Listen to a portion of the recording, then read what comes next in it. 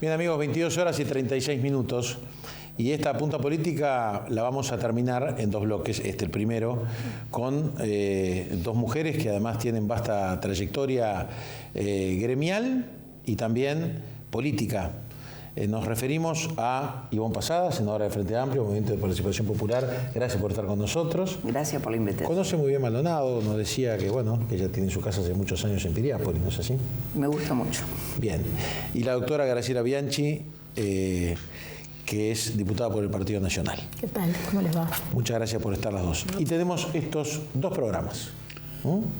Bases, programas, políticas 2020-2025. Mismos principios, nuevos sueños, Frente Amplio, lo que nos une, Partido Nacional, programa de gobierno 2020-2025. ¿Qué podemos esperar antes de entrar en algunos temas muy puntuales, Ivonne, Graciela, con respecto a estos dos modelos de país que se enfrentan no solo el 27 de noviembre, el 27 de octubre, sino, como todas indicar, el último domingo de noviembre? Ivonne. Bueno, para nosotros es un proceso que ha comenzado en estos últimos 15 años en la transformación en lo que tiene que ver no solamente en el sistema educativo, sino nuestras propias bases del programa, que la construcción del programa del Frente Amplio es una construcción que no parte solamente del partido político, sino que es con la mirada y con la articulación de los sectores y el movimiento. Y creo que eso también lo fortalece.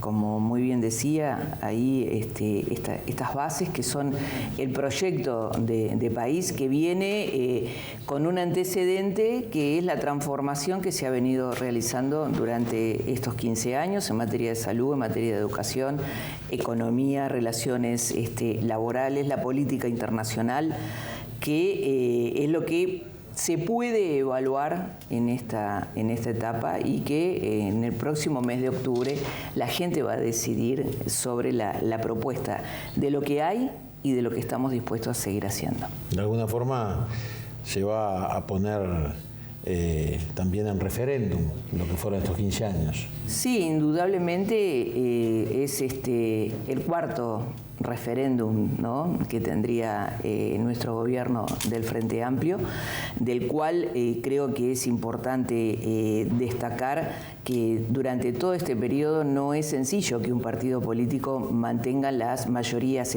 parlamentarias, como lo ha sucedido en nuestro partido.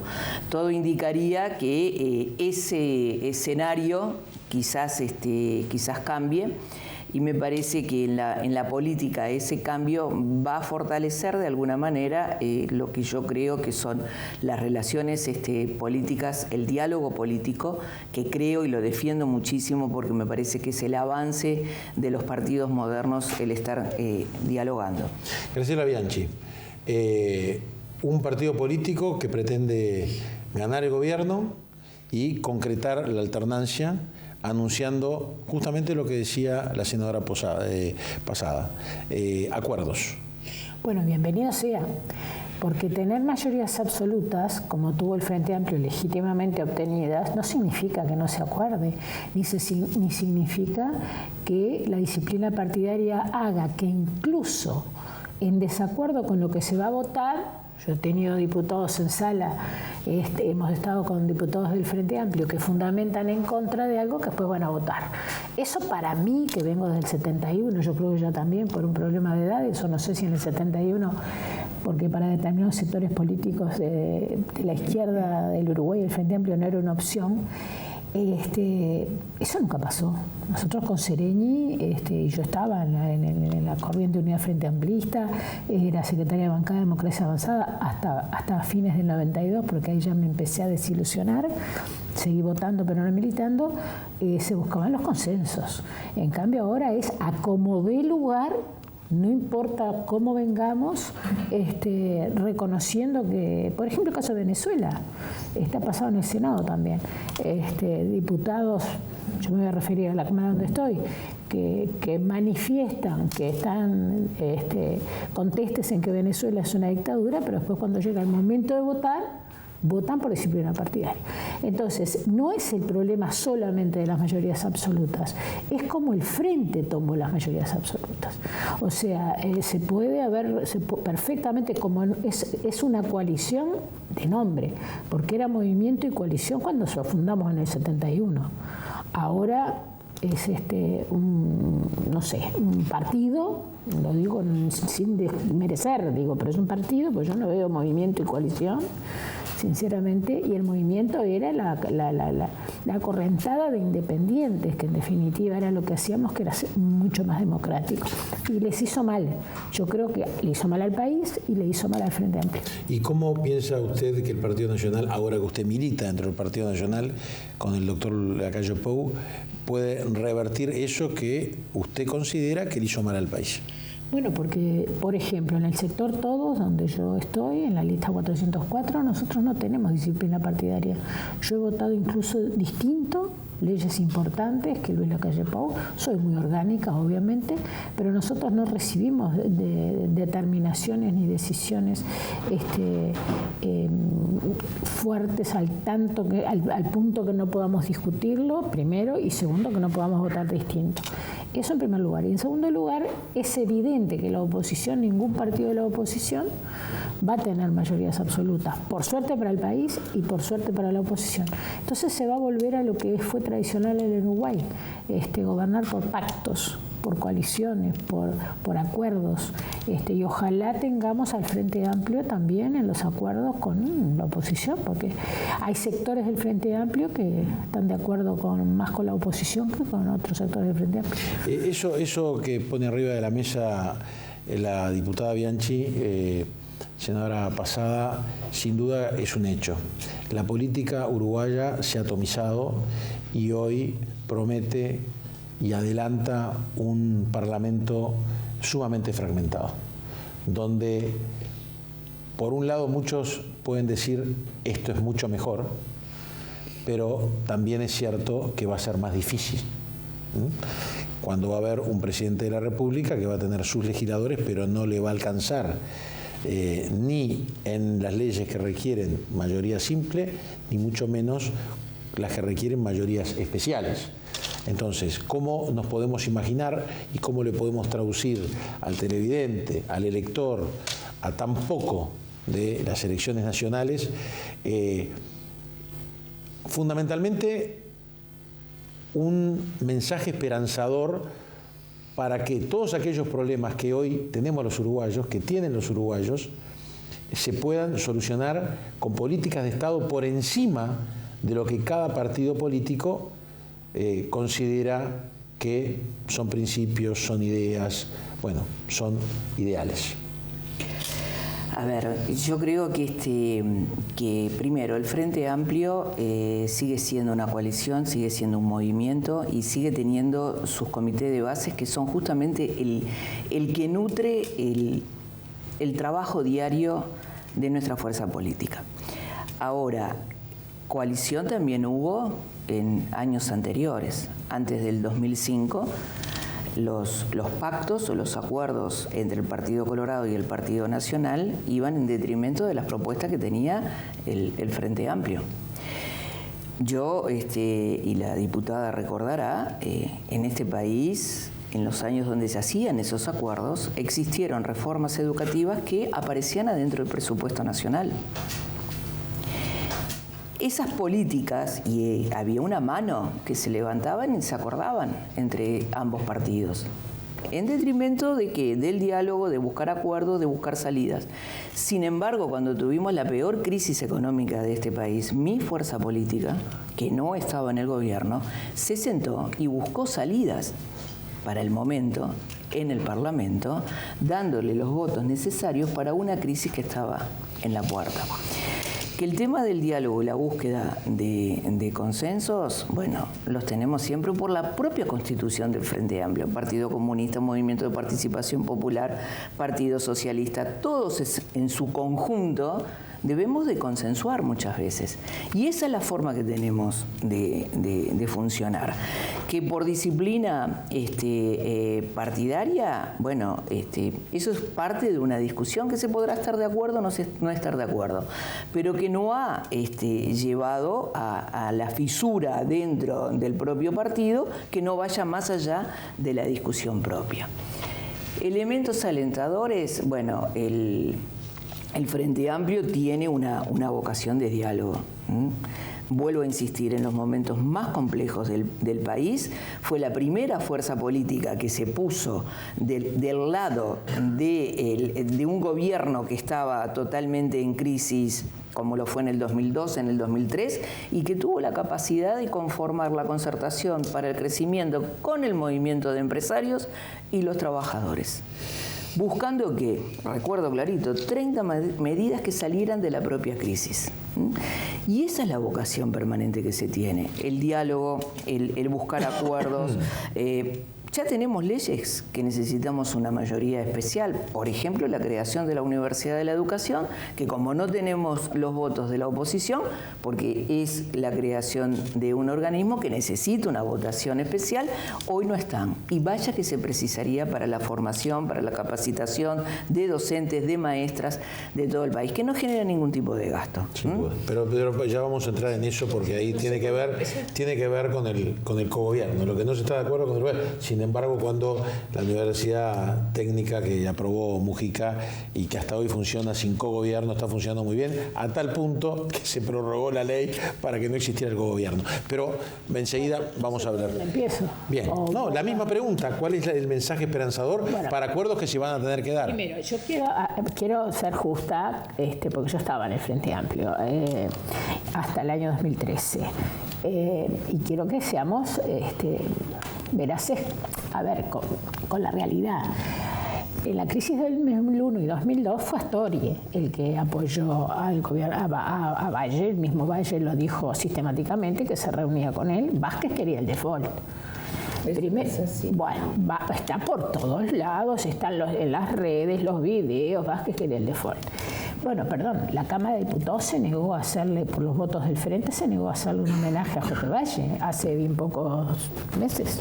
Así que la vida es esa, la realidad es la única verdad, como decían los griegos. Se le hizo Echevarri, bueno, y habló todo entonces está perfecto, pero Jorge Valle era el presidente de la República. Primero. Segundo, la disciplina partidaria el Frente la adoptó, porque si no ya se hubiera quebrado.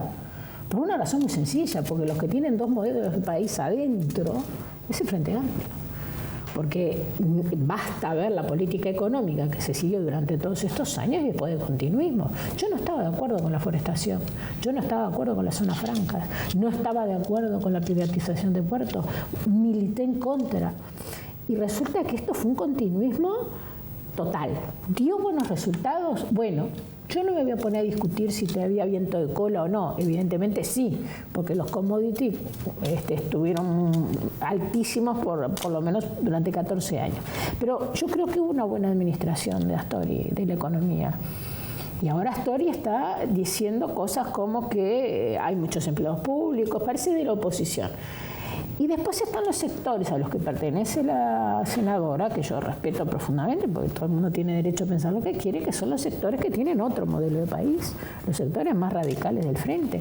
Ella misma nombró Partido Socialista ortodoxo en este momento, porque ganó el sector de mi querido compañero Sibila. Partido Comunista, minoría absoluta, pero controla los sindicatos.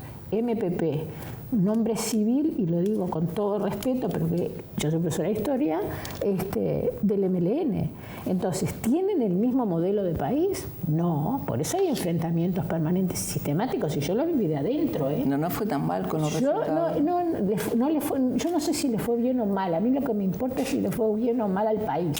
Creo que también. Y bueno, eso veremos. La gente ya está manifestando deseos de cambiar.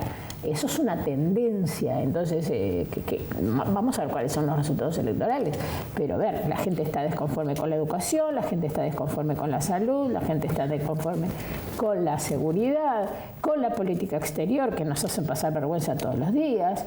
Bueno, ni que hablar con el narcotráfico, de gran escala y de pequeña escala, porque ahora estaba antes de entrar mirando que ya estamos entre los 6 países considerados más peligrosos de tráfico de alto nivel de cómo somos, ya lo probamos. Además, no cayó porque sí el director de aduana en la de tránsito de la cocaína, de alto nivel en quilaje y en importancia de las bandas que operan acá, y somos un lugar de pasaje. O sea, yo creo que lo peor que se puede hacer, y lo digo como ex frente amplista, y fue una de las razones por las cuales yo me fui, es perder la humildad de darse cuenta cuando uno se equivoca. Y la otra cosa que hay que perder es ese espíritu refundacional, que yo lo viví desde el 2005 dentro del Consejo de Educación Secundaria, y yo no lo podía creer. Todo lo que se había hecho antes del 2005 estaba mal. Y no era cierto, había muchas cosas que estaban mal, que había que haberlas corregido, pero a mí se me dijo por parte del consejero que estaba en ese momento, no importa el nombre, lo aprecio mucho, mirá, Graciela, nosotros no nos van a sacar más del poder, porque yo como abogada le decía, no, miren, esto no se puede. Porque ¿Cuando usted era directora del Bausam? No. Cuando ocupé cargo de confianza, el primer cargo de confianza en el 2005 que ocupé fue como prosecretaria general de secundaria. Y secundaria tenía muchas debilidades que había que corregir, pero se entró con ese espíritu refundacional, no, mejor dicho, fundacional, que todo lo que estaba mal, y bueno, y así terminamos. Entonces, yo creo que y además la senadora hizo referencia a una cosa que es muy importante, que después se irá con la educación, con el tema de educación. No me voy a referir a la universidad. Después no tengo problema, porque yo soy de las que más me niego a hacer una universidad de educación con cogobierno. Pero sí, claro que hubo una reforma educativa que vino en un presupuesto. ¿Yo estaba de acuerdo? No. Pero ojalá se hubiera hecho esa reforma educativa, que el Frente lo impidió y los sindicatos que correspondían al Frente y obedecían al Frente la trancó. ¿Y qué hicieron con la plata? No se hicieron. Porque la plata se votó para la reforma. 480 millones de dólares. A partir del 2005. Con los préstamos. A partir del 2005. Lo pagaron los uruguayos. Perdón, los edificios, la cantidad de institutos de formación docente. No, ustedes no hablen de cargos. Pero por favor, hablen de otras cosas, pero de los cargos. Bueno, entre otros Laura Mota, la esposa del candidato del Frente Amplio, que está en el Codicen desde el 2007 y sigue dando vuelta y siguió dando vuelta en todos los consejos. Perdón, ahí nunca hubo denuncias del Frente Amplio, y yo estaba en el Frente Amplio, nunca hubo denuncia de malversación de fondos o despilfarro de dinero. No, Rama por favor, teníamos a la hermana teníamos a Inés. Yo no estoy hablando del gobierno de la calle, ganando $5.000. Yo estoy hablando, siempre mirando para atrás. No, pero estamos hablando de ese presupuesto. Ustedes se llevaron puesta la petrolera, así que vamos a parar por ahí. Entonces, el tema, yo no me refiero al gobierno de la calle, yo no tengo nada que ver con el padre de Luis, y Luis tampoco. Hablando nada más que de mi partido. Hablando, y bueno, eso hace 15 años que los estamos Pero aguantando. ¿cuáles las propuestas? Hablemos de propuestas. ¿Me dejás terminar de hablar? Porque yo no te interrumpí. Tú te hiciste referencia a la reforma, y es la reforma de Rama. Yo no estaba de acuerdo con la reforma de Rama 100%, pero algo había que cambiar. Ustedes trancaron la reforma, trancaron con los estudiantes, deshicieron el movimiento estudiantil, y después cuando asumieron el gobierno, ¿qué hicieron? ¿Reformaron la educación? Cuando me toca hablar, digo. No, bueno, está perfecto, pero no la reformaron, no hay reforma educativa. Bien, Ivonne. Bueno, en el 2005, cuando se intenta, por las inversiones que vienen, por las propias papeleras que estaban en nuestro país ya, no teníamos técnicos.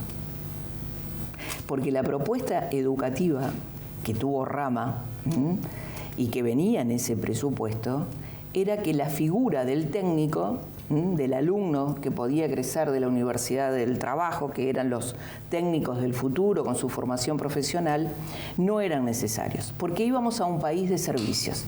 Entonces, no teníamos técnicos sanitarios, no teníamos técnicos herreros, y durante el 2005 y el 2006 se tuvieron que hacer cursos de formación con el propio PIT-CNT para los trabajadores que iban a entrar a esa papelera, porque la Universidad del Trabajo, esos cursos se habían cerrado. Yo participé de escuelas agrarias, que cerraban escuelas agrarias. Escuelas que todos sabemos lo que hoy es la formación que tienen. Cuando estamos hablando de que se extendió la universidad al interior del país, cuando tenemos la universidad tecnológica, que da la posibilidad de tener carreras de especialidades impresionantes con los polos tecnológicos que tenemos en Rivera, que tenemos en Paysandú. En menos de 15 años tenemos 4 universidades que se han construido y tenemos la universidad tecnológica, que hay una formación y una capacitación. Hemos aumentado 100.000 estudiantes hoy están en la Universidad del Trabajo. En la educación media han aumentado los egresados más de 9.000 en estos últimos 4 años. Los alumnos, los estudiantes, los niños y niñas, las continuidad y los proyectos educativos para que nadie abandone la escuela. Hoy tenemos un 100% de alumnos que salen de la escuela e ingresan al ciclo básico. ¿Saben por qué? Porque hay un estudio de los trayectos educativos. Cuando 3 días falta un alumno, salta una alarma. Esa alarma, que está a su vez por técnicos que están en ese centro escolar, van a averiguar por qué ese alumno de la escuela no está asistiendo. El 90% de las soluciones se dieron. Algunas veces se demora porque el certificado médico no va, pero otras veces porque se va a ver al núcleo familiar que ese niño y esa niña no deje de estudiar. Somos ejemplo que el 100% hoy está estudiando en el ciclo básico. Último comentario y nos vamos a la pausa. Así entramos ya en el próximo sobre educación. Una de las arrodilladas que hicimos con Finlandia, una de las, perdona Tuti, como le digo yo al programa, con mi contrato, es por favor vengan porque es lo único que tenemos para llegar a las elecciones. Una de las condiciones es que Finlandia pone las condiciones de cómo va a ser la educación tecnológica en el Uruguay. No es cierto. Bueno, está escrito en la formación. Está escrito, bueno. Está escrito. Primero. Segundo, no es cierto que hayan aumentado la matrícula de la UTU. Se inscriben. Igual que se inscriben en secundaria, pero somos el país de América del Sur, por primera vez en la historia del Uruguay, que retenemos menos alumnos. Estamos al final de la tabla. O sea, de 10 alumnos que entran a la escuela y salen bastante mal, porque después explota toda la educación media, solo llegan a la educación superior 3. Cifras del Banco Mundial. Si quieren cifras del Instituto Nacional, son 4. O sea, que han creado un sistema absolutamente elitista donde la mayor parte queda por el camino, ni hablemos de cómo salen los que salen, y llegan. Sí, yo soy muy partidaria de la UTEC, yo soy muy partidaria de la descentralización. Tengo que hacer una autocrítica como ex integrante de una izquierda que para mí ya no existe, porque la izquierda y la derecha, porque tiraron el muro de Berlín, no existe más. Éramos nosotros los que no queríamos la descentralización de la universidad. Acordate que decíamos, Universidad del Norte lo quiere la derecha para bajar el nivel de la Universidad de la República. Bien. Bueno, Graciela Bianchi. La historia es así. Les propongo hacer una última pausa comercial y vamos a entrar justamente en el tema educativo, porque yo creo que es un gran desafío. Muchos quizás no tienen o no tenemos conciencia de que para abatir el delito, para ordenar la sociedad, para recrear justamente ese Uruguay que en muchas cosas ha mejorado y para muchas cosas se ha perdido por el camino, el tema educativo es absolutamente fundamental, que es la formación del individuo. Ya volvimos esta noche con la senadora Ivonne Posada, del Frente Amplio, la diputada Graciela Bianchi, del Partido Nacional.